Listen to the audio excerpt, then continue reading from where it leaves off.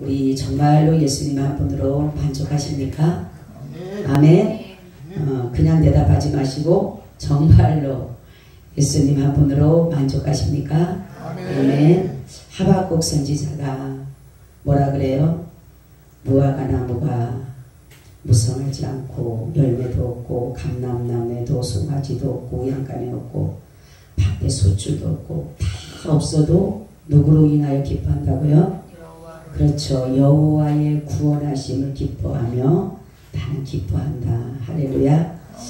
자, 오늘 우리가 이렇게 예수님 한 분으로 만족하고 예수님 때문에 행복하고 최고라는 그러한 고백이 바로 하박국 선지자의 고백과 같은 것이에요. 내게 아무것도 없어도 내게 어느 것 하나 정말로 주어지지 않는다 할지라도 여호와 한 분만으로 우리가 정말 기뻐할 수 있을까? 그래서 우리는 늘 그래서 이 고백을 함으로 인해서 나도 모르는 사이에 정말 이 말씀에 이끌리고 고백이 이끌려서 그러한 삶을 살아가게 된다라는 것입니다. 그래서 말이 중요하더래. 말이. 그죠? 우리가 말한 대로 된다. 아멘. 말한 대로 되는 거예요. 말한 대로. 여러분들이 부정적인 말을 하게 되면 부정적인 역사가 나타나고 긍정적인 말을 하게 되면 긍정적인 역사가 나타나는데 이 말을 누가 역사하느냐? 하나님이 자꾸 역사하는 것이에요. 그러니까 내가 부정적인 역사 말을 하면 마귀 사단이 자꾸 역사를 하고 내가 긍정적이고 하나님 안에서 말을 하게 되면 하나님의 성령이 자꾸 역사를 하기 때문에 그 말의 역사가 갑절로 일어날 줄로 믿습니다. 아멘. 오늘의 말씀의 제목은 바울의 겸손이라는 제목을 말씀을 드리고자 합니다. 바울이 굉장히 유명하고 지식이 있고 어느 누구도 그를 따라갈 만한 그러한 것들을 가지고 있지 않은 그런 사람이었어요.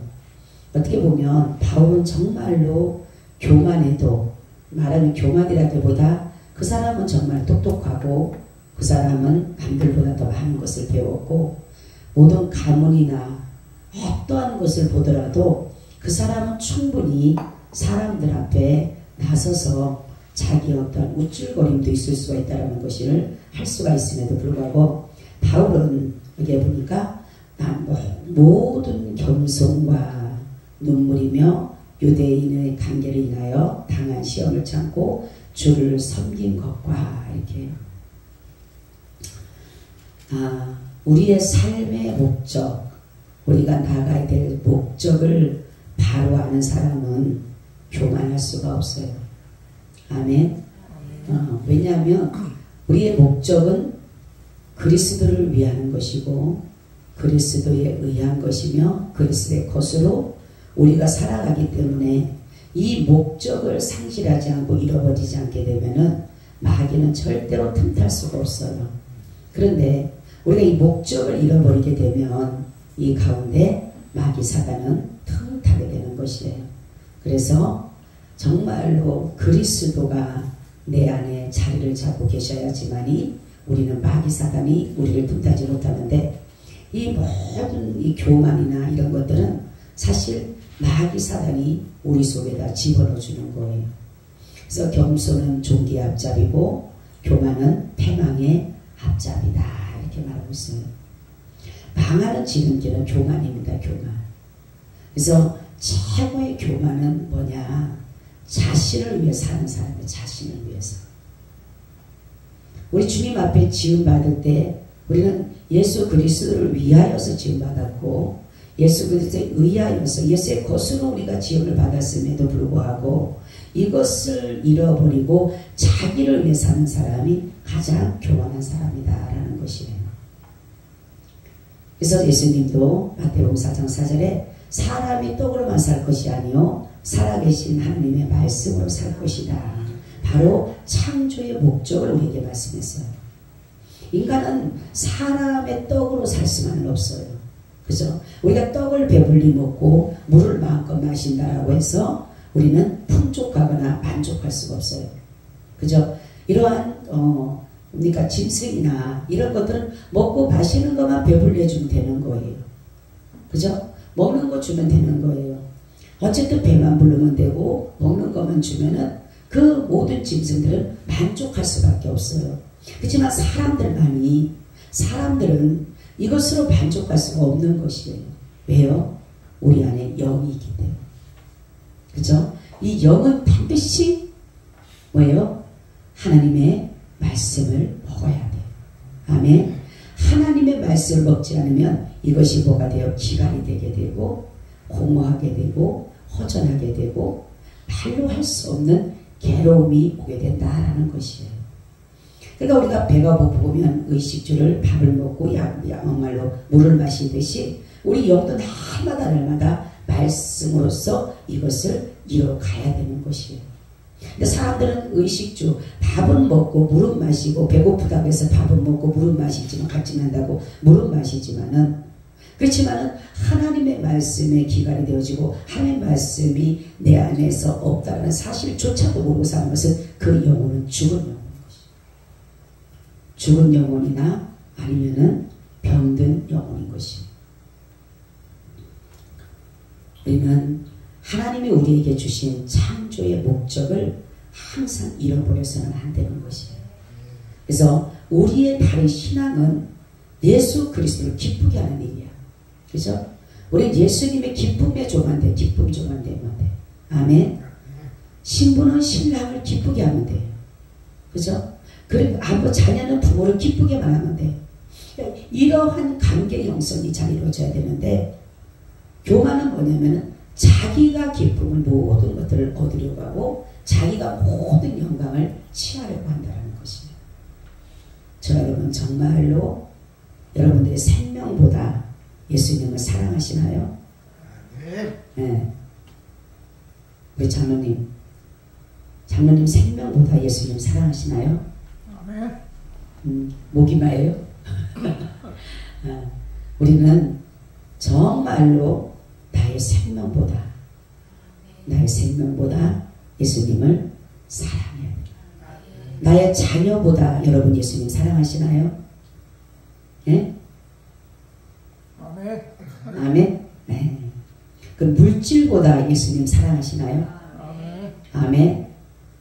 우리는 말로는 아멘 하지만 정말 내가 이런 삶을 사는가 내 자신을 한번 돌이켜볼 수 있어요. 많은 사람들이 자식이 우상이 되어져 있어요. 주님의 자리에 자식이 딱 자리 잡고 앉아 있어요. 주님의 자리에 물질이 자리 잡고 있어요. 주님의 자리에 명예와 권력이 그 안에 자리 잡고 있다는 사실이에요. 많은 사람들이 자식이 원하면 무엇이든지 해준다고 하지만 정말로 주님이 원하시면 다 자기의 핑계와 합리화와 변명을 하게 되는 거예요. 이래서 안 돼요. 저래서 안 돼요. 이래서 절대로 안 됩니다. 이래서는 절대로 안 됩니다. 우리는 주님이 가장 싫어하는 것이 우상이에요. 우상. 왜냐하면 주님은 우리에게 최고가 되고 싶어 하십니다. 아멘. 예수님은 우리 안에 오셔서 나는 최고가 되고 싶다. 그래서 예수님 최고 세워하는 게 뭐냐면 예수님은 우리 안에서 최고가 되고 싶고 예수님은 우리 안에 제일이 되고 싶은 거예요.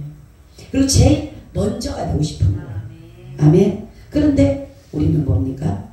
예수님을 앞세우기보다 예수님을 최고의 자리에 두기보다 자식이 먼저 예수님 자리에 올라가 있고 물질이 예수님 자리에 올라가 있고 다른 어떠한 것들이 예수님 자리에 올라간 사실을 우리는 알 수가 있어요.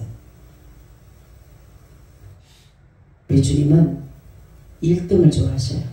아멘. 그래서 예수님은 이긴 자는 누구 편이라고요? 예수님 편이에요. 예수님은 진자의 편이 아닙니다. 예수님은 이긴 자의 편이에요. 그래서 예수님은 이긴 자는 내 편 이렇게 말씀. 이긴 자는 내 편. 따라서 이긴 자는 주님의 편입니다. 아멘. 그래서 예수님은 최고가 되고 싶어하고 우리에게 1등이 되고 싶어 하십니다. 우리가 아이들도 그렇죠. 아들한테 물어보면 얘야 누가 더 좋니? 아빠 엄마 누가 더 좋니? 그러면 그건 기대가 되잖아요. 그죠? 내가 자식들에게 1등이 되고 싶다. 그죠? 그러니까 요즘 애들은요, 야구 가지고요, 뭐라 그래요? 둘 다 사랑해. 둘 다 최고야. 그렇게 해. 그죠?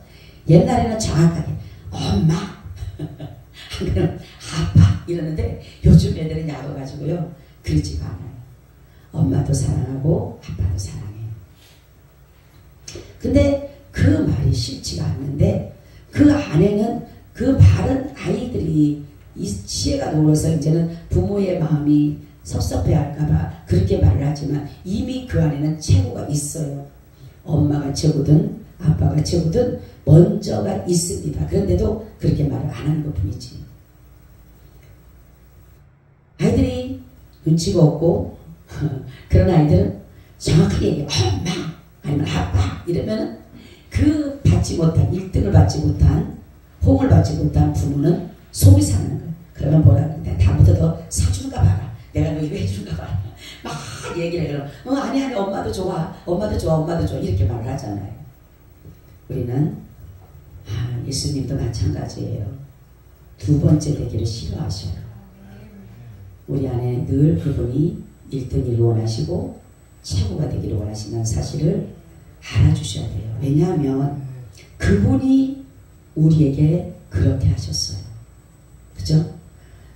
예수님이 우리 안에서 1등이 되고 싶어하고 최고가 되고 싶어 하신다는 것은 뭐냐면 그분이 그러한 삶을 살아드렸어요.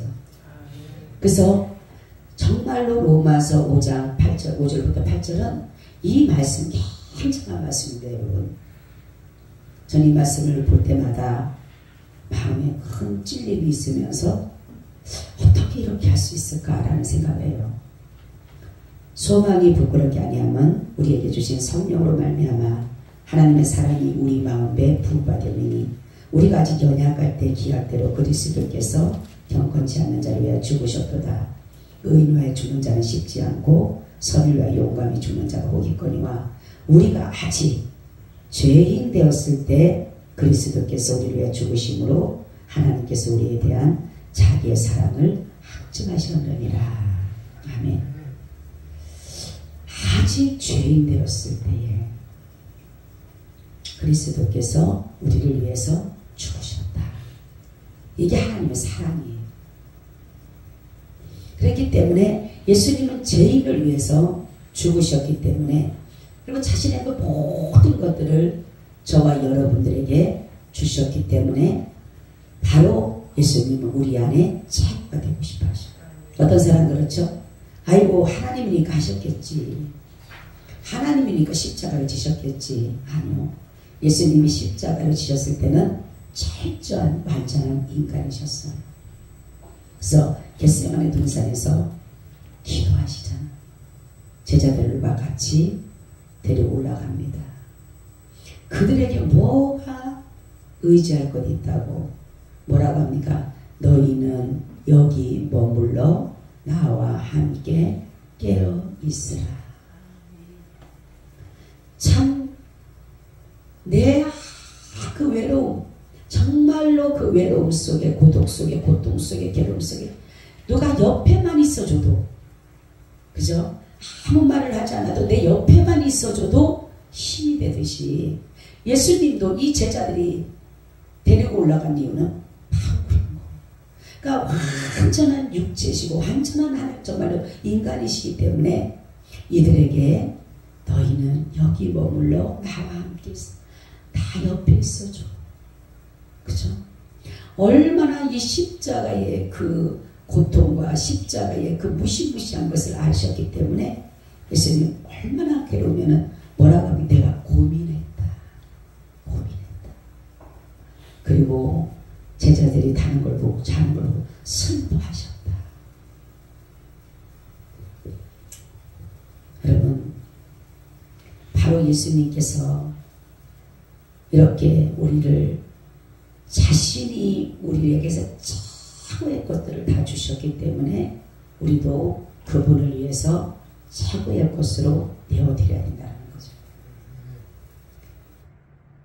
그래서 만약 하나님이시라면 하나님은 사랑이 많으시니까 죄를 위해서 죽으실 필요가 없으시고 위해서 죽으셔야 된다고 했지만은 왜 예수님은 죄인을 위해서 죽으셨을까? 하나님은 하나님의 공의잖아, 공의. 그죠? 하나님의 공의는 뭡니까? 선을 행한 자에게는 상을 주고 불의를 행한 자나 악을 행한 자는 하나님이 진노하시는 게 하나님의 공의예요. 그죠? 근데 하나님은 어떻게 죄인을 위해 죽으셨을까? 의인을 위해서 죽어야 마땅하잖아요. 선인을 위해서 죽어야 마땅하잖아요. 그런데 왜 하나님은 어떻게 죄인을 위해서 죽으셨을까? 이것은 바로 하나님의 완전하신 사랑,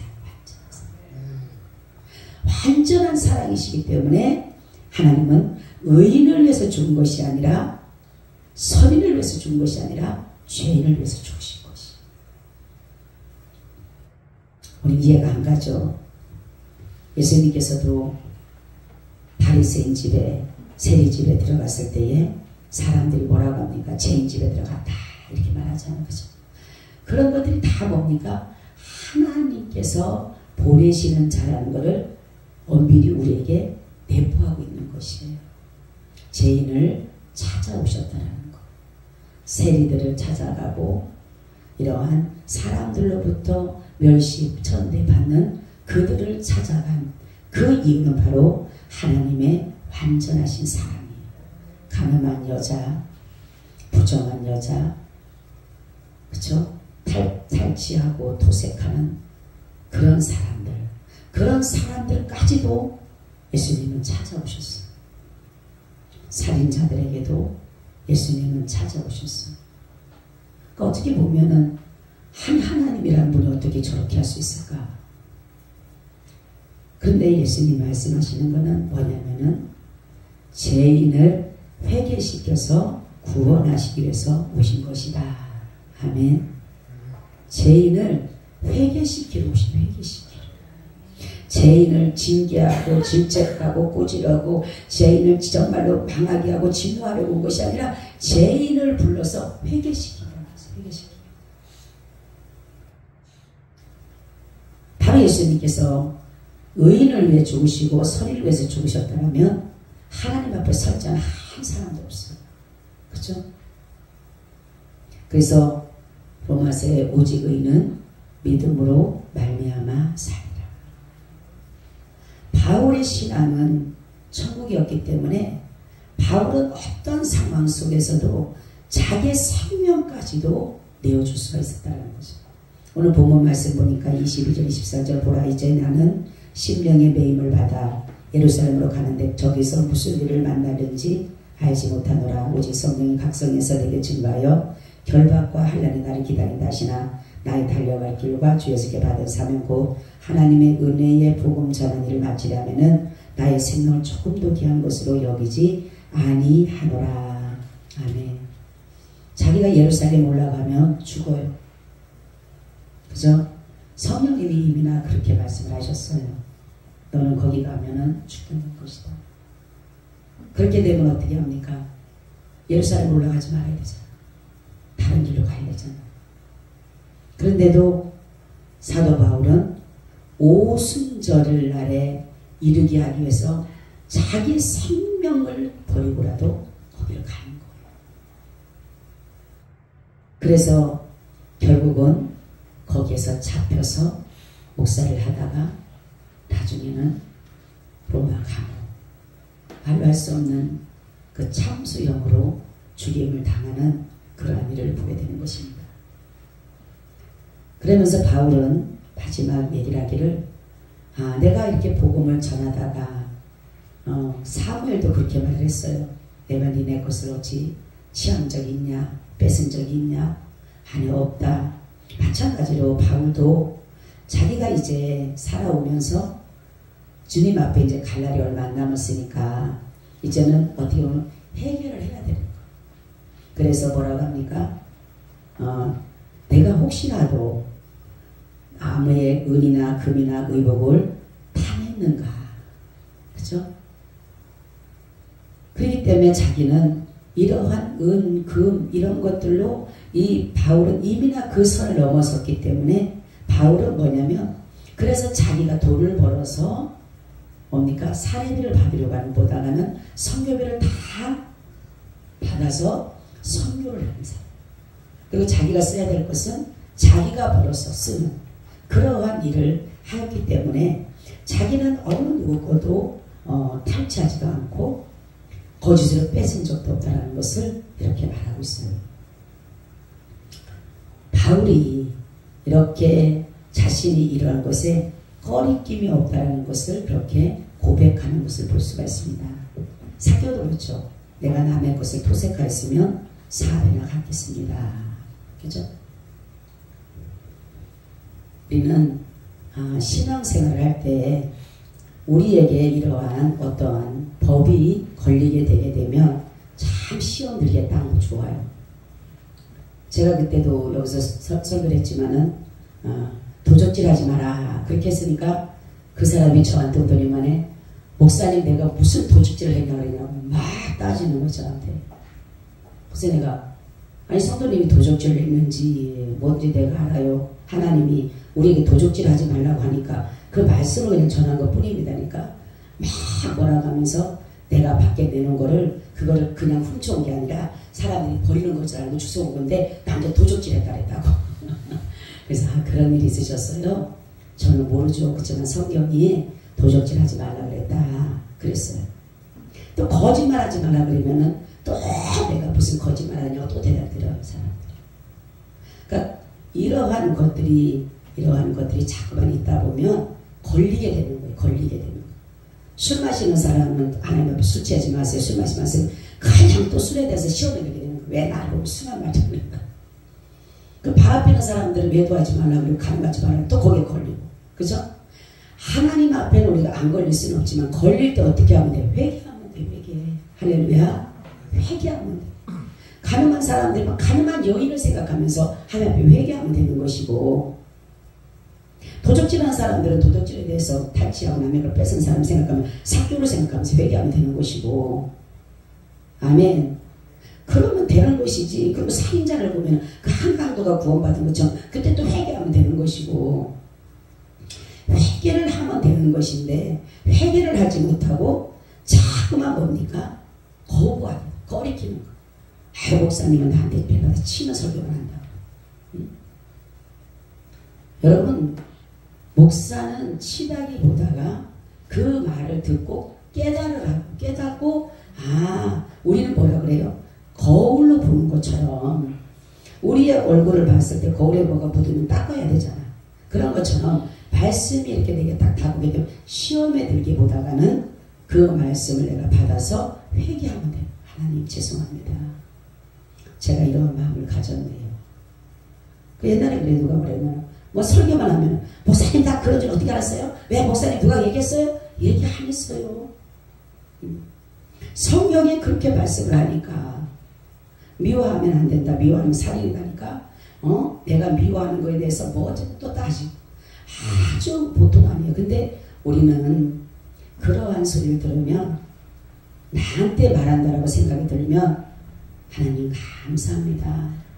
이거 때문에 내가 은혜를 못 받을까봐 하나님께서 나에게 말씀하셨으니까 내가 하나님 앞에 철저하게 신토합니다. 자백합니다. 주님 용서해 주세요.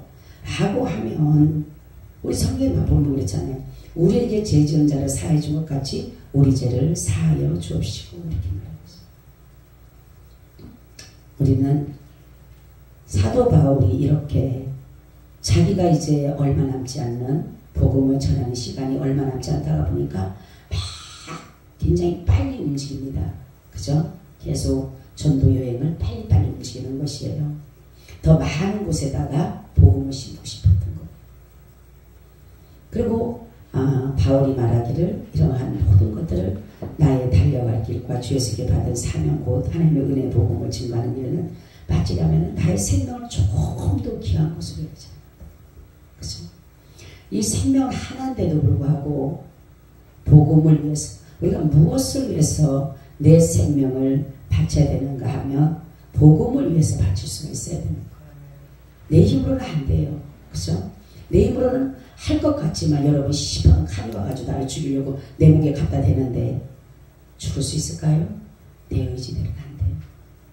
어느 분이 순교하신 분이 이렇게 쓴 저기가 있는데 뭐라고 얘기했냐면 예수를 믿으면 죽인다라고 하니까 목에 딱 칼이 들어오는 순간에 속에서는 막 예수가 증거되지만 이 칼의 두려움 이루 말할 수가 없는 거예요.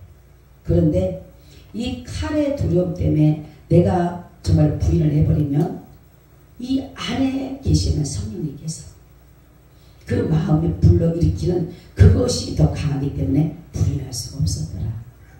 그렇죠? 그랬는데 나는 절대로 주님을 부인할 수 없습니다. 근데 죽이려고 하던 사람이 도리어 칼을 내려놓더라고 하더라고요. 우리는 때로는 이러한 상황을 보게 되면 포기하고 싶죠. 왜냐하면 내 생명이 내 어느 순간 결정을 딱 하게 되면 두려움이 떠나간다라고 해요.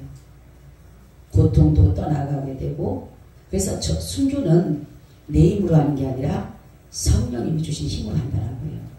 그렇죠? 우리가 볼 때는 어떻게 저렇게 죽을 수가 있어? 원형 경기장에다가 사자에 밥을 주는, 그렇죠?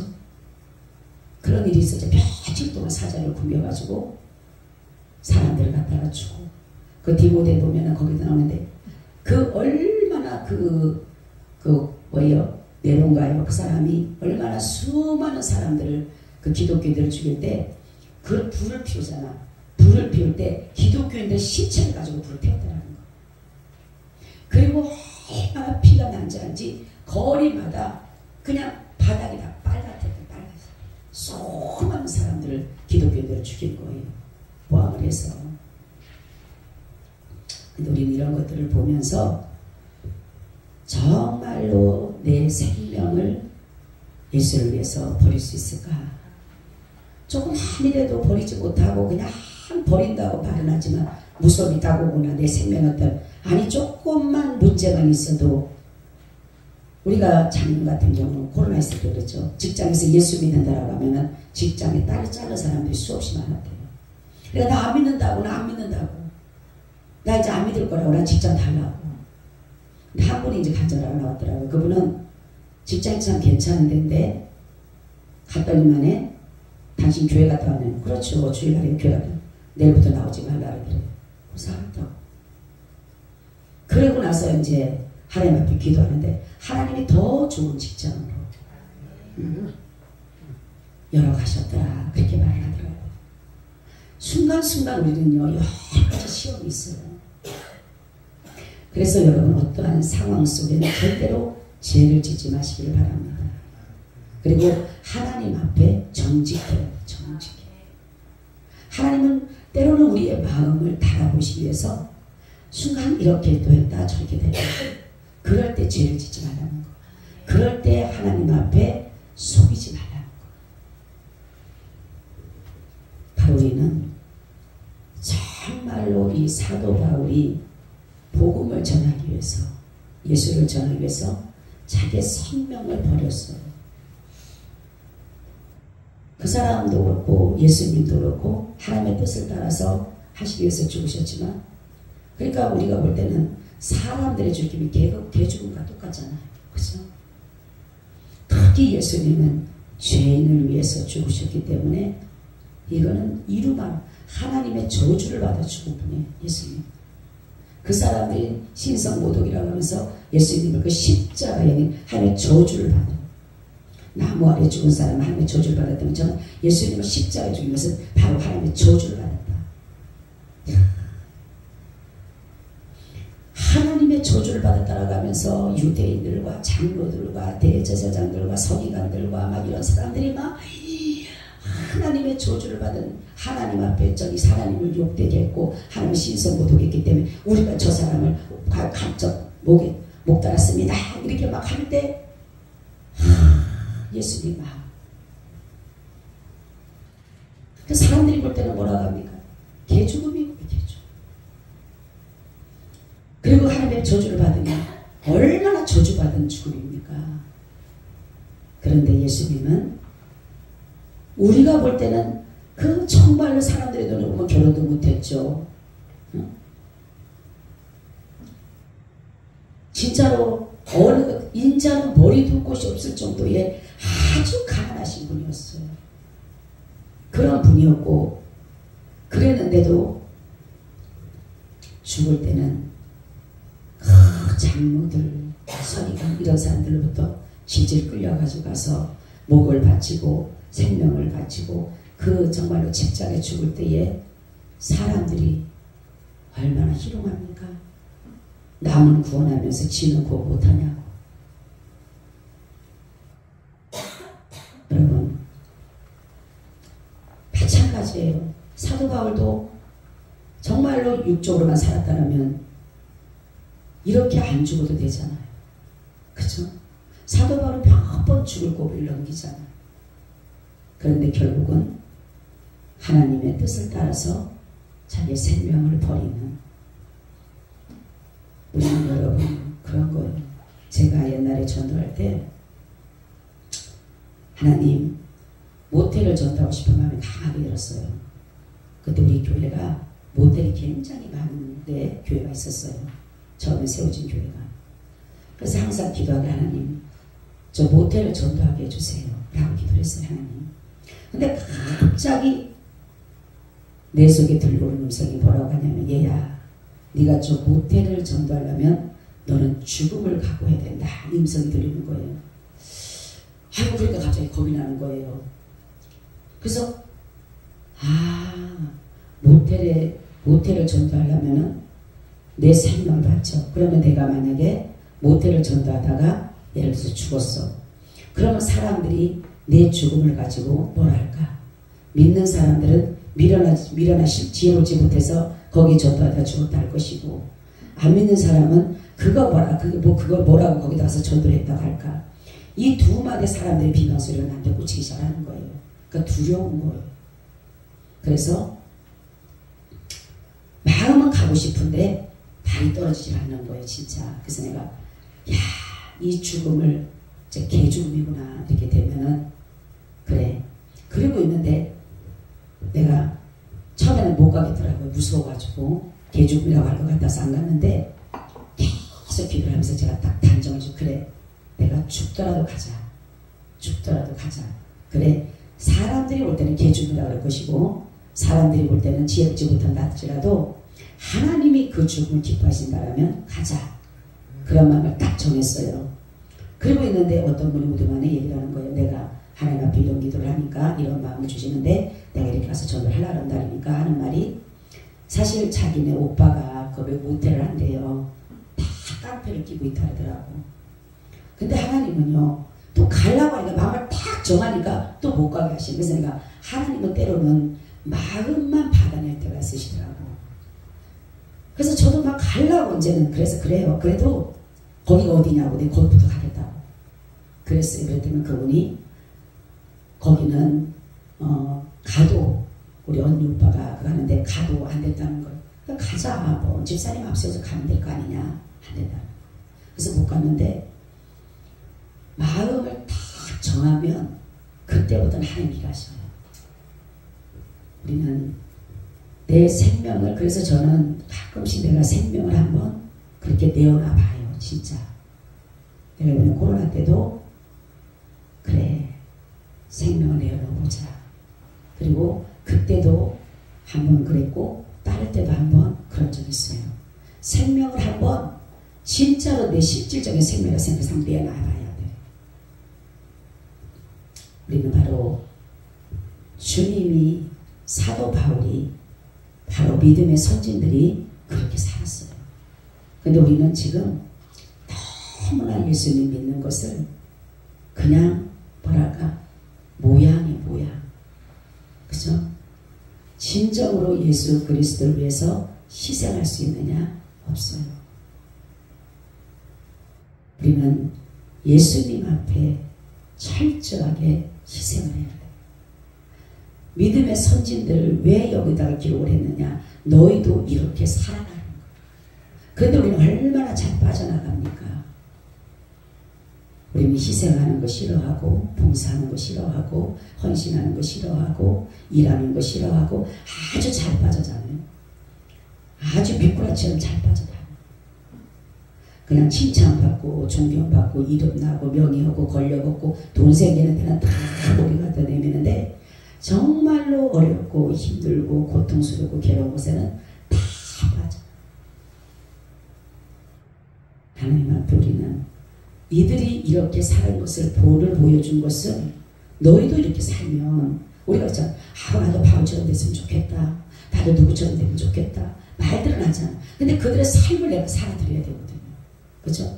사도 바울처럼 되고 싶다면 정말 하나님의 영광만 받다는 것이 아니라 그가 어떻게 살았는가에 대해서는 우리가 알아야 되잖아요. 그분의 생애가 그 사람의 생애 어떻게 살았는지. 근데 그 사람의 생애는 상관없어. 그냥 영광만 얻고 싶은 거예요. 그냥 영광. 사도 바울은 그렇지 않았어요. 누가 어떤 사람을 내가 딱 지목해서 저 사람 내가 모델로 간다면 나는 그 사람의 생활과 그 사람의 생애를 같이 봐야 돼요. 우리 예수님의 생애를 예수님을 모델로 삼아 가잖아요. 그러면 예수님처럼 우리는 살아야 돼요.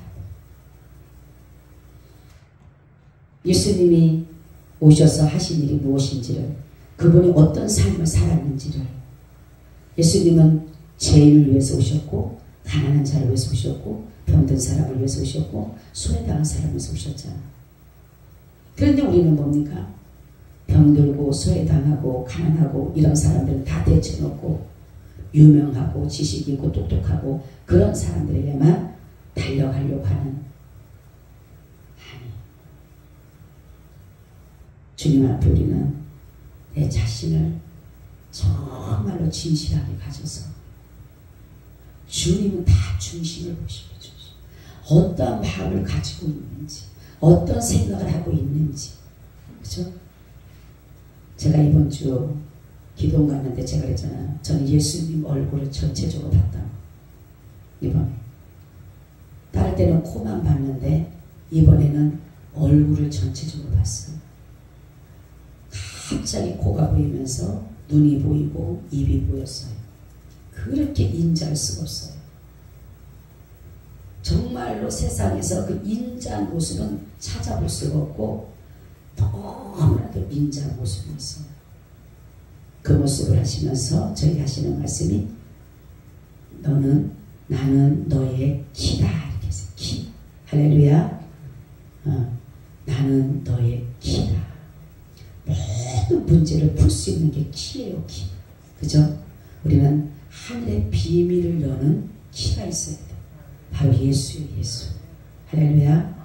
예수만 있으면 키를 열 수 있어요. 그러니까 주님은 나는 너의 키다. 그러니까 예수 이름으로 병마가 떠나가고 예수 이름으로 문제가 해결되고 예수 이름으로 승리가 얻듯이 바로 예수 이름의 키입니다. 할렐루야. 여러분들이 그럴 때의 문제들이 예수의 이름으로 나가면 해결이 되는 거예요. 그래서 예수의 이름으로 물러갈지어다. 사단을 물리치고 병만 떠나갈지어다. 사탄 떠나가는 거예요. 왜? 예수님 키이기 때문에. 사단이 아무리 복잡하게 그 비밀번호를 해놨더라도 예수 이름에 키가 들어가면 열리게 되어 있는 거예요. 할렐루야. 그런 믿음 가져가시기를 예수님의 이름으로 축원을 드립니다. 아멘. 주님 고맙고 감사합니다. 늘 우리가 주님 우리의 키가 되어주셔서 우리의 모든 문제들을 예수의 이름으로 해결되게 하여 주시옵소서. 감사하고 예수님 이름으로 기도하옵나이다. 아멘. 아멘. 우리 찬송 드립니다.